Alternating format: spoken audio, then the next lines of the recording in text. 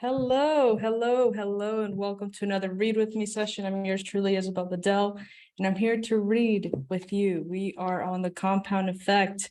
We are on chapter 4, and it's one of my favorite topics. Okay, can you guess what it is?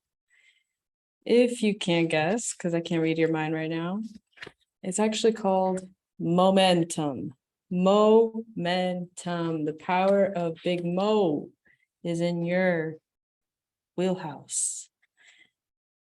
If you have experienced momentum, put it in the chat. If you have not experienced momentum, put it in the chat. The thing about momentum is that it is actually one of the best ways to get what you want, but it's also a two-way street. You must put in work to get what you want. Because it's a two-way street, if you do go in the wrong direction with momentum, you might never get what you want. So I'm excited to get into this because everyone in the world, if you're a human being, if you are breathing, if you have eyes, if you have a heart, if you have a brain, if you can think, you can use the power of momentum to your favor.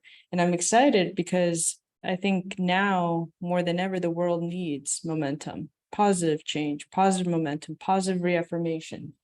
And most importantly, the understanding of it, just gaining the consciousness around it will allow you to receive exactly what you're looking for, gaining that clarity and connecting Big Mo to it. So let's get into it, shall we? If that rhymed, that's cool. If it didn't rhyme, I'm human. All right, let's get into it. Chapter number 4, momentum. I'd like to introduce to you a very good friend of mine. This friend also is close with Beyonce, Jeff Bezos, Serena Williams, Indra Nooyi, LeBron James, Meryl Streep, and every other super achiever. And it will impact your life like no other. I'd like to introduce to you Mo, or Big Mo, as I like to call it. Big Mo is without a doubt one of the most powerful and enigmatic forces of success. You can feel, you can see Big Mo, but you know when you've got it. You can't see it, you can't feel it, but you know that you've got it. You can't count on Big Mo showing up to every occasion though, but when it does, absolutely wow. Big Mo can catapult you into the stratosphere of success, and when you've got Big Mo on your side, there's almost no way no one can catch you. I'm excited about this chapter. When you implement the ideas outlined ahead, your payoff will be 1,000 times or even more what you paid for this book. And seriously, these ideas are big. Harnessing the power of Big Mo.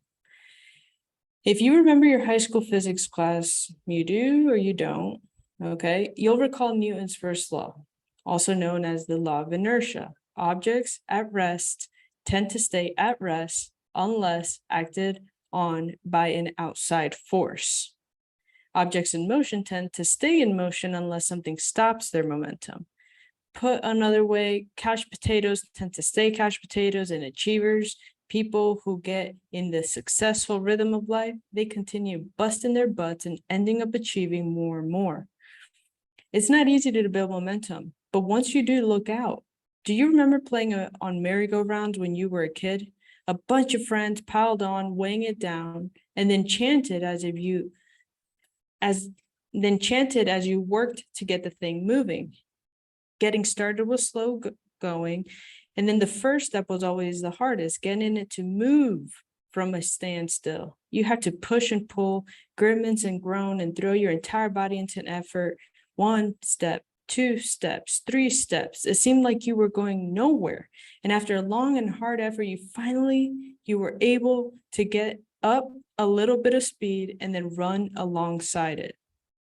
Even though you were moving and your friends were cheering you louder than ever, you get the speed you really wanted.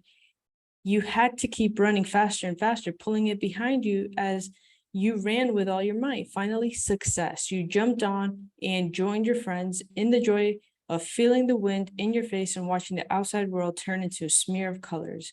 After a while, when the merry-go-round started to slow down, you'd hop off and run alongside for a minute to get the speed back up, or you could simply give it a couple good pushes and then hop back on. Once the merry-go-round was going around and spinning at a good clip, momentum took over and making it easy to keep it going. Adopting any change is the way. You get started by taking one small step, one action at a time, and progress might be slow, but once a newly formed habit has kicked in, Big Mo joins the party. Your success and results compound rapidly. And this is the merry-go-round. What he was mentioning here, he has it as visual in this book. The same thing happens when the rocket ship launches. The space shuttle uses more fuel during the first few minutes of this flight. Then it does the rest of the entire trip. Why? Well, because it has to break free from the pull of gravity. Once it does, it can glide in orbit. The hard part was getting it off the ground. Your old ways and your old conditioning are just like the inertia of the merry-go-round or the pull of gravity. Everything wants to stay at rest. You'll need a lot of energy to break inertia and get your new enterprise underway. But once you get that momentum, you will be hard to stop and virtually unbeatable, even though you're now putting out considerably less effort while receiving greater results. Ever wonder why successful people tend to get more successful? The rich get richer, and the happy get happier, the lucky get luckier? They've got Big Mo. They've got Big Mo on their side. When it rains, it pours. But momentum works on both sides of the equation. It can work for you or against you. Since the compound effect is always working, negative habits, when left unchecked, can build up steam and send you into a tailspin of unlucky circumstances and consequences. But that's what our friend Brad from chapter 1 experienced. He gained 33 pounds with a few small habits and experienced major job and marriage stress because of the negative momentum those habits generated. The law of inertia says, objects at rest tend to stay at rest. That's the compound effect working against you. The more time that you spend sitting on the couch watching Netflix, the harder it will be for you to get up and get moving. So let's start right now. How do you get Big Mo to pay you a visit? You build up everything you got. You build up to it. You get into the groove or in the zone by doing the things we've covered so far. Here's 5 of them. 1, making new choices based on your goals and your core values. 2, putting those choices to work through new positive behaviors. 3, repeating those healthy actions long enough to establish new habits. 4, building routines and rhythms into your daily disciplines. 5, staying consistent over a long enough period of time. Then bang, Big Mo kicks in the door, and that's a good thing, and you're virtually unstoppable. Think about swimmer Michael Phelps, who won a legendary 28 Olympic medals, 23 of them gold. How did he do that?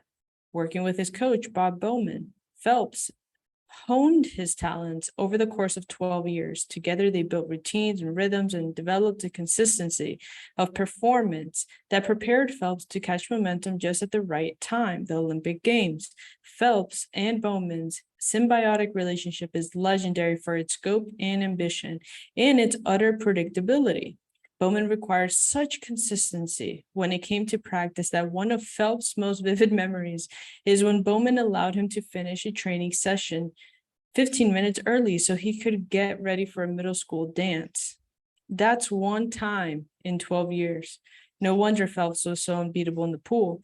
Chances are that you have an iPod. Ever think about the evolution that made it possible for that little gizmo to become such a smashing success?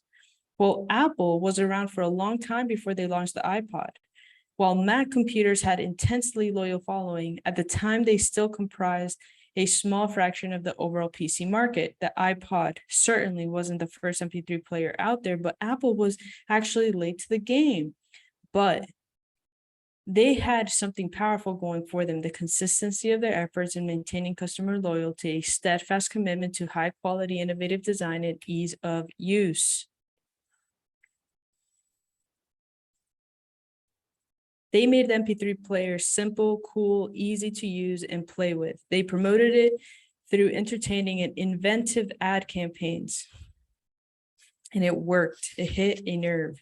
But the iPod wasn't an overnight success. The year Apple released the iPod, they went from 30% revenue growth the year previous to negative 33%. The following year was also a negative revenue growth year at negative 2%. And the second full year saw a shift to a positive 18%. Growth came again the next year up to 33%. And finally, 4 years later, they caught Mo and bang, Apple catapulted to 68% revenue growth and went on to dominate more than 70% of the MP3 player market share. And as you know, Big Mo has since helped them dominate the smartphone market with the iPhone and digital music distribution with iTunes. This momentum has also given them resurgence of growth in their original market of personal computers. With Big Mo on their side, I wouldn't be surprised to see them expand into other markets. Google was a small, struggling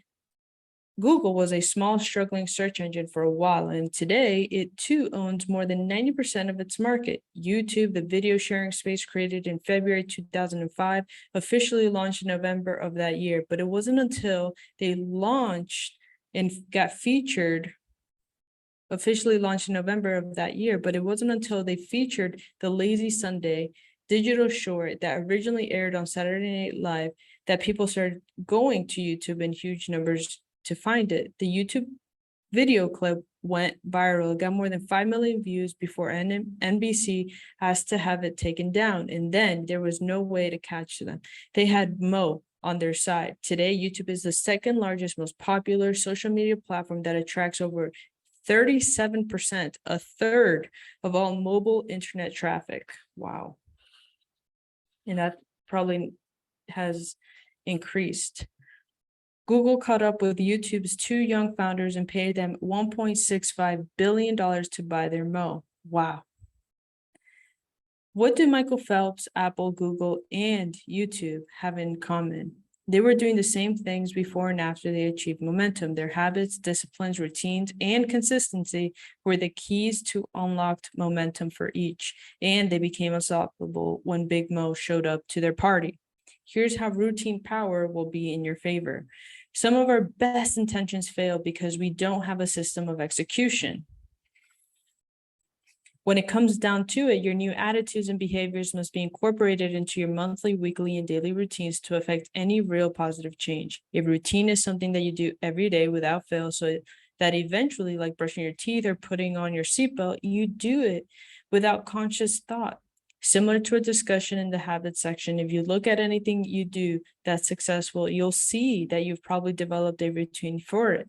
These routines ease life's stresses by making our actions automatic and effective. To reach new goals and develop new habits, it's necessary to create new routines to support your objectives. Let me read that line again for you. To reach new goals and develop new habits, it's necessary to create new routines to support your objectives. The greater the challenge, the more rigorous and routines need to be. Ever wonder why military boot camp is so hard? Where relatively minor tasks like making the bed, shining your shoes, or standing at attention become over the top important. Building routines to prep soldiers for combat is the most effective way to elicit efficient, productive, and reliable performance under intense pressure.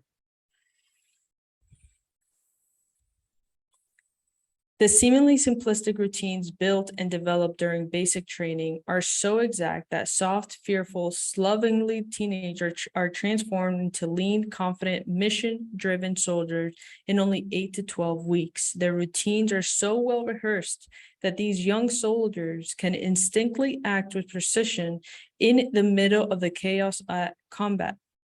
The intense level of training. Wow. This is so interesting. The intense level of training and practice prepare soldiers to carry out their duties, even under the threat of imminent death. Now, your days might not be so dangerous, but without the proper routines built into your schedule, the results of your life can be unruly and unnecessarily hard. Developing a routine of predictable daily discipline prepares you to be victorious on the battlefield of life. golfer Jack Nicklaus was famous for his pre-shot routine. He was religious about the dance. He would do before every shot a series of routine mental and physical steps that got him fully focused and ready for the shot. Jack would start out behind the ball and then pick out one or two intermediate spots between the ball and the target. As he walked around and approached the ball, the first thing he would do is line up his club face to his intermediate target. He wouldn't put his feet into position until he felt he had the club face properly squared up. Then he would take his stance, and from there he would waggle the club and look out to his target, then back to his intermediate target and back to the golf club with a repeat of the view. Then and only then would he strike the ball. During one of the most important majors, a psychologist timed Nicklaus from the moment he pulled the club out of the bag until the moment that he hit the ball. And guess what? Each shot from the first tee to the 18th green, the timing of Jack's routine supposedly never varied more than 1 second. And that is amazing. The same psychologist measured Greg Norman during his unfortunate collapse at the 1996 Masters. Lo and behold, his pre-shot routine got faster and faster as the rounds progressed. Varying his routine stunted his rhythm and consistency. Varying his routine stunted his rhythm and consistency. He was never able to catch momentum. The moment Norman changed his routine, his performance became unpredictable and his results erratic. Oof.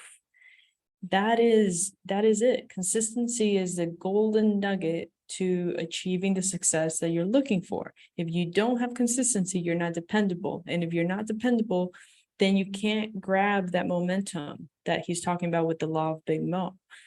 Football kickers, likewise, cherish their pre-kick routines, which allow them to get into sync with thousands of times they have done the same action predictably.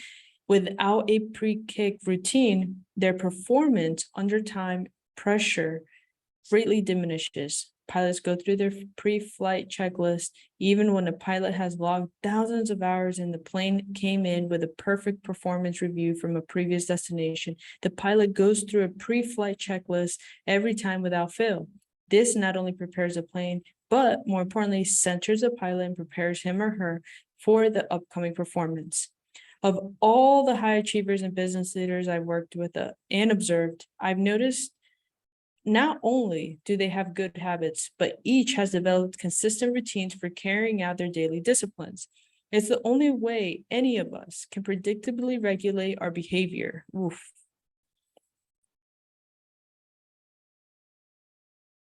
There simply isn't any way around it. A daily routine built on good habits and disciplines separates the most successful among us from everyone else. A routine is exceptionally powerful. Amazing. To create profitable and effective routines, you must first decide what behaviors and habits you want to implement. Take a moment to review your goals from chapter 3, and as well as the behaviors you want to add and subtract. Now it's your turn to be Jack Nicklaus and figure out your best pre-shot routine. Be intentional about what components belong. Once you establish, say, a morning routine, I want you to consider it cast in concrete until further notice. You get up, you do it, no argument. If someone or something interrupts you, start back at the beginning to anchor your foundation for the performance that follows. That's good. And I think that's one of the secrets there. If you get interrupted within that routine and you don't actually go back and start from the beginning, you lose focus, just like what he was talking about. Bookend your days. The key to becoming world-class in your endeavors is to build your performance around world-class routines. It can be difficult, even futile, to predict or control what will show up in your middle of your workday, but you can almost always control how your day starts and ends. I have routines for both. I'll share aspects of each here to give you some ideas to help you better understand the power of importance of building your new behaviors into disciplined routines. Starting with my goals in mind, I designed my behaviors and routines accordingly. Perhaps as I share some of what works for me, you'll identify strategies that you'd like to try.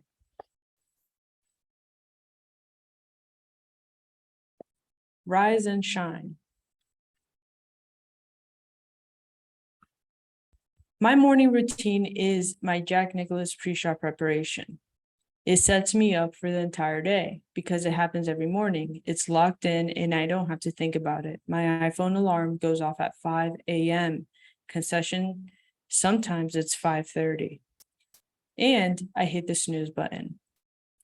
Then I know I have 8 minutes. During those 8 minutes, I do three things. First, I think about everything I'm grateful for. I know I need to attune my mind to abundance.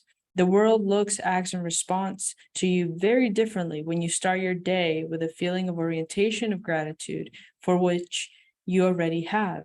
Then I do something that sounds a bit odd, but I send love to someone. The way to get love is to give it. And one thing I want more is love. I give love by thinking of one person, anyone, could be a friend, a relative, coworker, or someone I just met in the supermarket, doesn't matter. And then I send them love by imagining all that I wish and hope for them. Some would call this a blessing or a prayer, and I call it a mental love letter. And then third, I think about my number one goal and decide what three things I'm going to do on this day to move closer towards to reach it. For example, at the time of my writing, my number one goal is to deepen the love and intimacy in my marriage. Each morning, I plan three things I can do to make sure that my wife feels loved, respected, and beautiful. When I get up, I put on a pot of coffee, and while it's brewing, I do a series of stretches for about 10 minutes, something I picked up from Dr. Oz. If you've lifted weights your whole life, as I have, you get stiff. I realized that the only way I was going to incorporate more stretching into my life was to make it a routine. I had to figure out where in my schedule I could stick it in. And while the coffee's brewing, it is a good time as any. Once I've stretched, I've poured my cup of coffee. I sit in my favorite chair and watch Darren Daily. Yes, I watch my own Darren Daily show. And then I set my iPhone for 30 minutes, no more, no less, and read something positive, instructional. When the alarm sounds, I take my most important project and work on it for 90 minutes of complete focus and undistracted effort. Notice I haven't opened my email yet. Then every morning at 7 a.m., I have what I like to call my calibration appointment, a recurring appointment set in my calendar where I take 15 minutes to calibrate my day. This is where I brush over my top 3 1-year and 5-year goals and key quarterly objectives and my top goal for each week and month. Then for the most important part of my calibration appointment, I review or set my top 3 MVPs, most valuable priorities for that day, asking myself, if I only did these 3 things today, what are the actions that will produce the greatest results in moving me closer to my big goals? And then and only then do I open my email and send out flurry of tasks and delegations to the rest of my team to get started on their day. I then quickly close down my email and go to work on my MVPs. The rest of my day can take a million different shapes, but as long as I go through my morning routine, a majority of my key disciplines I need to be practiced are taken care of, and I'm properly grounded and prepared to perform at a much higher level than if I started each day radically, or worse, with a set of bad habits. And this is the nighttime routine. So we just went over the morning routine, and this is Darren's nighttime routine. In the evening, I like to cash out, something I learned from waiting tables in my youth. Before we could go home, we had to cash out, meaning turn in all of our receipts, credit card slips, and cash. Everything had to add up, or there was big trouble. It's important to cash out your day's performance compared to your plan for the day. How did it go? What do you need to carry over to tomorrow's plan? What else needs to be added based on what showed up throughout the day? What's no longer important and needs to be scratched out? Additionally, I like to log in any new ideas or ahas or insights I picked up throughout my day in a journal. This is how I've collected more than 40 journals of incredible ideas, insights, and strategies. Finally, I like to read at least 10 pages of an inspirational book before going to sleep. I know the mind continues to process the last bits of information consumed before bedtime, so I want to focus my attention on something constructive and helpful in making progress with my goals and ambitions. That's it. All hell can break loose throughout the day, but because I control my bookends, I know I'm always going to start and finish strong. That's awesome. So here's how you can shake it up. Every so often, I like to interrupt my routines, otherwise life gets stale and I plateau.